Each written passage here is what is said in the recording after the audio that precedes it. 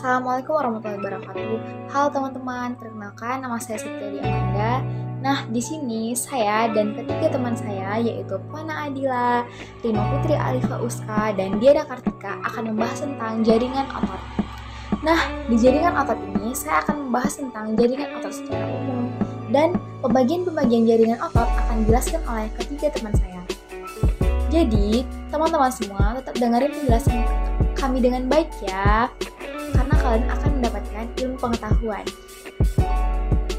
Nah, yang pertama saya akan menjelaskan mengenai apa itu jaringan. Jadi, sebagaimana kita tahu bahwa jaringan adalah sekelompok sel yang memiliki struktur dan fungsi yang sama dan terikat oleh bahan antar sel untuk membentuk satu kesatuan. Nah, dalam biologi, jaringan adalah tingkat organisasi kehidupan di antara sel dan organ. Selain itu, jaringan merupakan kumpulan sel yang berupa matriks ekstraselulernya yang bersama-sama menjalankan fungsi tertentu. Nah, di slide selanjutnya, saya akan menjelaskan tentang otot. Jadi, sebagaimana kita tahu bahwa otot itu adalah kumpulan sel otot yang membentuk jaringan dan berfungsi untuk menggerakkan organ tubuh. Otot itu merupakan alat gerak aktif, sementara rangka tubuh itu merupakan sistem alat gerak pasif. Nah, otot itu merupakan kumpulan jaringan otot yang saling berkontraksi sehingga menghasilkan gerakan. Otot sendiri terdiri atas serabut sel otot yang keseluruhan dilapisi oleh jaringan pelindung. Selain itu, otot itu juga merupakan mesin yang dapat mengubah energi kimia menjadi energi mekanik yang dapat terwujud dalam aktivitas fisik. Dalam hal ini, otot itu dapat berkontraksi dan berelaksasi dikarenakan adanya ketersediaan energi dari sistem energi. Kontraksi otot itu yang terjadi pada tubuh mampu melakukan kerja seperti mesin. Nah, oleh karena itu, makanya manusia tuh sering bergerak dikarenakan ada otot yang membantunya. Nah, di slide selanjutnya, saya akan menjelaskan tentang jaringan otot. Jadi, jaringan otot itu adalah jaringan yang mampu melangsungkan kerja mekanik dengan jalan kontraksi dan relaksasi sel atau serabutnya. Selain itu, jaringan otot adalah jaringan yang terdiri atas serabut-serabut otot atau yang disebut dengan mikrofibril yang tersusun atas sel-sel yang dibungkus oleh membran sarkolema. Jaringan otot ini berfungsi sebagai alat gerak aktif untuk memindahkan yang terdapat pada anggota gerak maupun organ-organ dalam tubuh. Kemudian, jaringan otot ini adalah jaringan yang lunak yang menyusun otot pada tubuh hewan dan menimbulkan kemampuan untuk berkontraksi. Selain itu, ini juga disebut sebagai jaringan myopropulsif. Jaringan ini berlawanan dengan komponen atau jaringan lain yang disebut dengan tendon atau perimesium.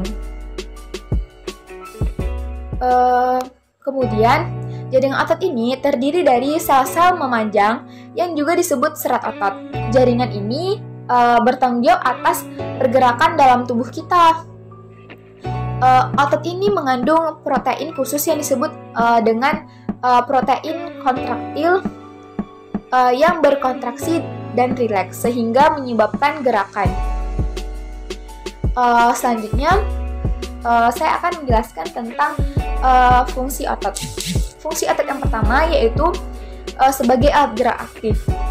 Sebagaimana tahu bahwa jaring otot dapat melaksanakan fungsi tersebut karena memiliki kemampuan untuk memendek jika sedang berkontraksi dan memanjang.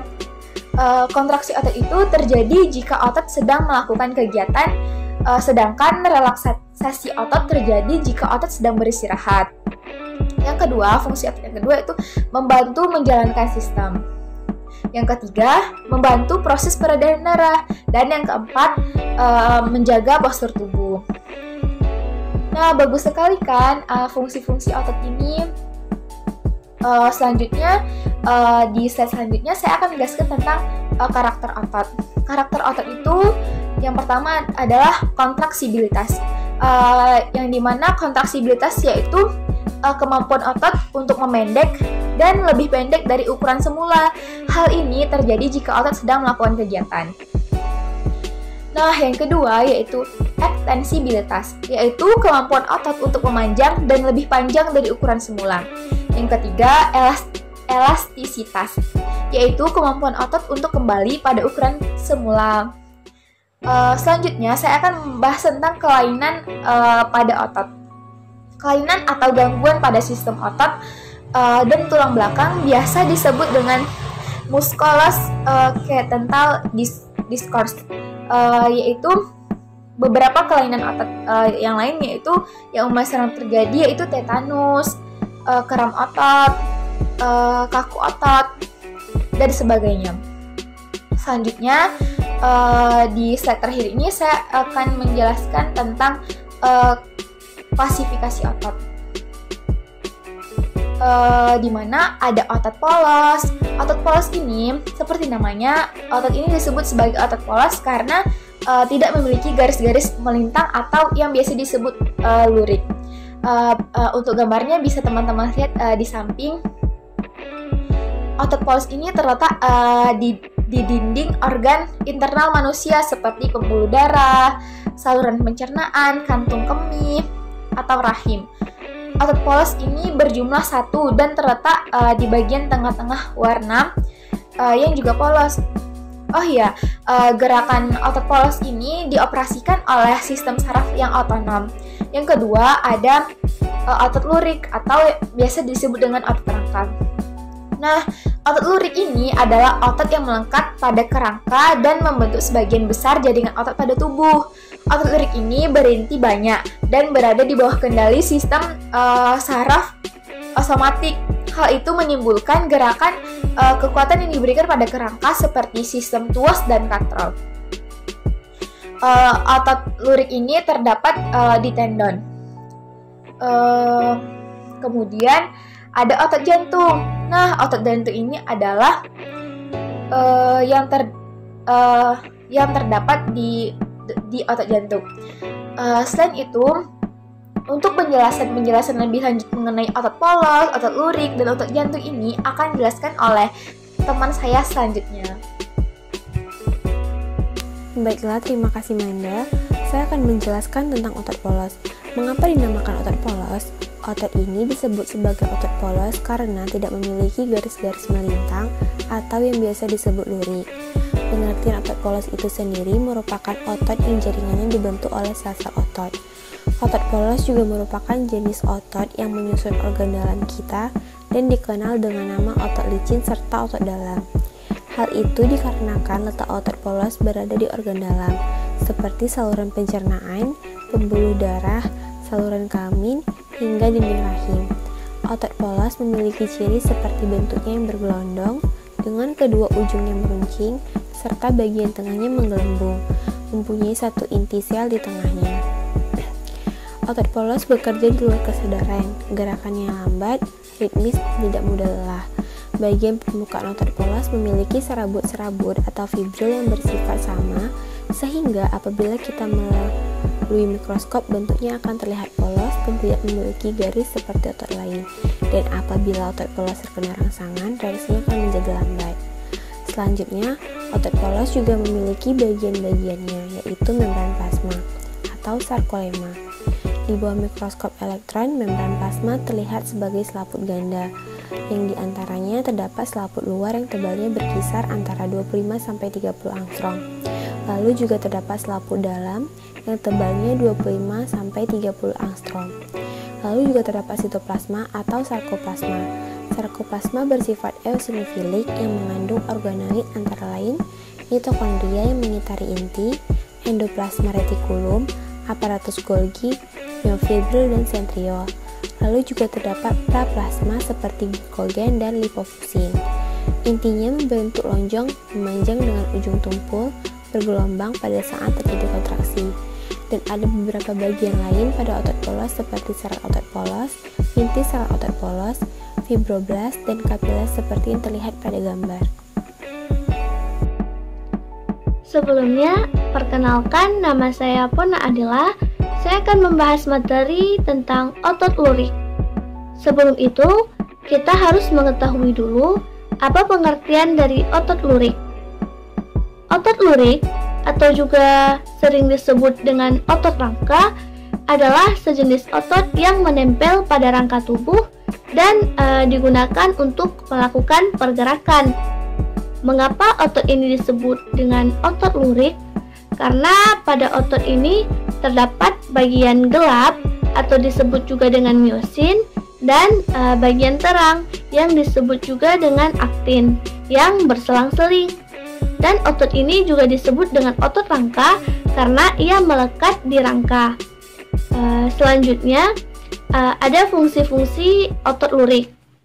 Fungsi otot lurik bagi tubuh adalah untuk menggerakkan rangka tubuh sehingga dapat bergerak sesuai dengan kehendak yang kita inginkan. Kemudian, ciri-ciri dari otot lurik. Ciri-ciri dari otot lurik adalah yang pertama, pada umumnya otot lurik ini melekat pada rangka. Otot yang terdapat pada rangka tubuh dapat digerakkan atas kehendak kita atau otot sadar sehingga disebut sebagai otot motorik. Yang kedua, aktivitasnya lebih cepat dan mudah lelah.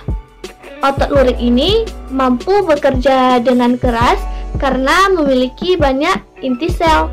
Namun, otot ini juga membutuhkan istirahat setelah beraktivitas karena otot ini juga mudah lelah. Yang ketiga, otot lurik ini bergerak di bawah kesadaran kita. Dan yang keempat, sel atau serabut otot lurik ini dia berbentuk silindris atau serabut panjang. Kemudian otot lurik ini juga tidak bercabang. Yang kelima, otot lurik ini mempunyai jumlah nukleus yang banyak dan jumlah nukleus ini terdapat di bagian tepi otot lurik. Selanjutnya kita akan membahas struktur dari otot lurik. Yang pertama yaitu ada tendon. Tendon ini adalah tempat melekatnya otot pada tulang. Nah, pada otot lurik ini, otot juga memiliki 3 jenis lapisan pembungkus. Yang pertama yaitu ada epimysium, adalah lapisan pembungkus otot dan ia merupakan lapisan terluar dalam struktur organisasi otot. Yang kedua ada perimysium, yaitu dia mengelilingi dan memisahkan fasikulus. Jadi fasikulus ini adalah kumpulan atau berkas-berkas serat otot. Dan yang ketiga ada endomysium. Endomysium ini adalah lapisan yang membungkus sel serat otot. Lapisan ini merupakan lapisan otot yang paling dalam. Kemudian bagian dari otot lurik ada sarkolema. Sarkolema merupakan membran yang melapisi suatu sel otot yang berfungsi sebagai pelindung otot. Kemudian ada juga sarkoplasma. Sarkoplasma adalah cairan sel otot yang memiliki fungsi untuk tempat di mana miofibril dan miofilamen berada. Miofibril adalah serat-serat pada otot, sedangkan miofilamen adalah benang-benang atau filamen halus yang berasal dari miofibril. Nah, seperti yang sudah kita bahas tadi, serat-serat otot terdapat di dalam miofibril. Otot rangka atau otot lurik jika dilihat dengan menggunakan mikroskop akan tampak suatu serat yang berlurik. Apa yang menyebabkan lurik ini? Ada yang gelap dan ada yang terang.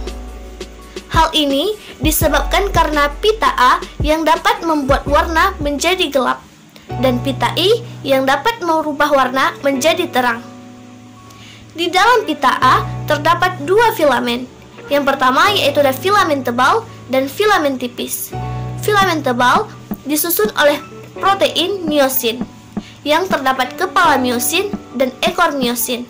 Sedangkan filamen tipis terdiri dari protein aktin, troponin, dan tropomyosin. Sedangkan di dalam pita I hanya terdapat filamen tipis. Walaupun pada filamen tipis mengandung lebih banyak protein yaitu aktin, troponin, dan tropomyosin, warnanya tetap lebih tipis dibandingkan dengan filamen tebal yang hanya tersusun dari protein miosin. Filamen tebal atau pita A adalah yang berwarna merah. Sedangkan ini hanya tersusun dari filamen tipis saja atau yang dapat disebut dengan pita I. Masing-masing dari filamen tebal dan filamen tipis itu ada penyangganya. Penyangga dari filamen tipis adalah garis Z. Ia menyangga agar filamen tipis tetap stabil. Sedangkan filamen tebal disanggah atau ditopang oleh garis M. Garis M ini berada di bagian tengah pada filamen tebal. Kemudian, pada bagian tengah pita A, ada daerah yang hanya terdapat filamen tebal saja. Daerah ini disebut sebagai zona H. Seperti yang sudah dibahas tadi, filamen tebal disanggah atau ditopang oleh garis M. Ternyata, selain disanggah oleh garis M, juga ia disanggah oleh protein lain. Protein itu adalah protein titin. Protein titin ini berada pada ujung garis Z menuju ujung garis Z yang lainnya. Titin ini berfungsi menyangga agar filamen tebal ini tetap stabil. Untuk pembagian jaringan otot selanjutnya, yaitu ada jaringan otot jantung. Nah, mari kita simak apa yang dimaksud dengan otot jantung. Otot jantung adalah otot lurik khusus yang terdiri dari sel-sel memanjang dengan banyak inti yang terletak di pusat. Otot ini tidak berada di bawah kendali sukarela. Otot jantung ialah otot yang membentuk jantung. Kemudian ada juga otot jantung, dia itu terdiri dari sel-sel individual yang panjang atau cabang-cabang yang berjalan sejajar. Sel-sel tersebut memiliki inti tunggal. Pada tempat perhubungan ujung ke ujung terdapat diskus interkalaris yang merupakan pertemuan dua sel dan menjadi ciri khas dari otot jantung itu sendiri. Lalu, mari kita lihat apa aja yang menjadi ciri-ciri lainnya dari otot jantung. Ciri-ciri otot jantung yang pertama itu ada sel otot jantung berbentuk serabut lurik yang bercabang-cabang. Yang kedua, sel mempunyai satu atau banyak inti sel dan terletak di tengah serabut. Yang ketiga, otot bekerja di luar kesadaran, alias tidak diperintah oleh otak, tapi dipengaruhi oleh persediaan oksigen yang cukup. Kemudian reaksinya itu lambat dan sifat kerjanya itu tidak cepat lelah. Adapun fungsi dari otot jantung adalah memompa jantung untuk mengedarkan darah ke seluruh bagian tubuh. Keistimewaan utama dari otot jantung ialah bahwa mereka itu sekali mulai aktif dengan selalu menjalani proses kontraksi dan relaksasi tanpa mengalami keadaan kelelahan atau tanpa henti. Lalu, ada hal yang menarik untuk diketahui bahwa kegiatan otot jantung dimulai sejak tahap janin dan berakhir sampai kematian. Selanjutnya, pada jaringan otot jantung terdapat beberapa bentuk otot jantung, diantaranya sarkolema, sarkoplas, dan inti. Mari kita simak apa itu pengertian dari sarkolema. Sarkolema itu keadaannya hampir mirip dengan sarkolema otot kerangka. Dinding luarnya itu mirip membran basal dengan fibril retikuler yang dapat terus berhubungan dengan tendon atau katup jantung. Di bagian lain berhubungan langsung dengan endomisium. Sel-sel yang dijumpai pada otot jantung diantaranya ada serabut otot atau miosit, sel endotel, perisit, dan fibroblast. Kemudian yang kedua ada sarkoplasma. Pada garis besar hampir mirip dengan otot kerangka. Hanya saja otot jantung relatif memiliki sarkoplasma lebih banyak, terutama di sekitar inti yang terletak di tengah. Mitokondria, lipid, lipofuksid, dan glikogen banyak terdapat pada sarkoplasma di sekitaran intinya. Kemudian garis-garis melintang hampir mirip dengan otot kerangka, meskipun susunan mifofilamen tersebut secara acak pada sarkoplasma ini. Kemudian yang ketiga ada inti. Inti di sini berbeda dengan otot kerangka. Pada otot jantung, inti terdapat di tengah. Kemudian, pembahasan selanjutnya yaitu mengenai struktur pada otot jantung. Di antaranya yang pertama ada perikardium pariental. Perikardium pariental menempel di lapisan luar serta juga menciptakan lapisan cairan yang membantu melumasi jantung. Yang kedua ada sarkoma. Sarkoma ini merupakan sebuah kumpulan serat protein yang merespons sinyal serta kontraksi. Dan yang terakhir ada tropomiosin. Tropomiosin ini merupakan suatu protein yang membungkus aktin serta menghentikan miosin itu dari ikatan dengannya. Baik, cukup sekian pembahasan materi jaringan otot jantung dari saya. Semoga dapat dipahami materinya. Cukup sekian presentasi dari kelompok kami. Jika ada kesalahan, kami mohon maaf. Jangan lupa like, komen, dan subscribe YouTube channel kami. See you for next video. Wassalamualaikum warahmatullahi wabarakatuh.